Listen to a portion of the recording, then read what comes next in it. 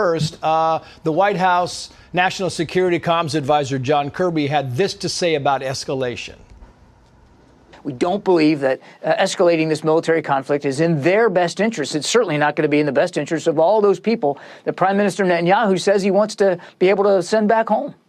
It seems like there's a governor, Aaron. Every time Israel defends itself, fights back, has an attack because they think something is awry, the United States is considering it escalatory. What do you think of that strategy? I think that Israel's strength lies in its offensive operations.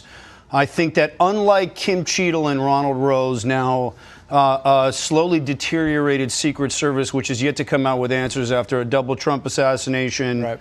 Unlike the Secret Service, Israel maintains a readiness posture, and these forward operations are part of Israel's self-defense. They have a ton of intelligence, assuming that Israel had listening devices and tracking devices in those pagers.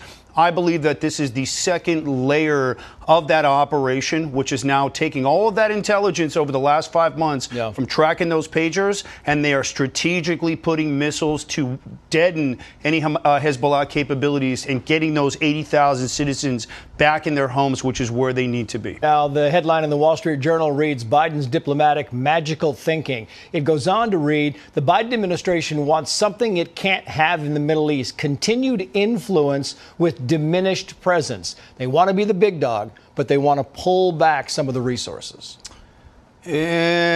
מתי ביידן התחיל לדבר בערבית במזרח התיכון? When is Biden going to learn the language of Hebrew, Arabic in the Middle East again?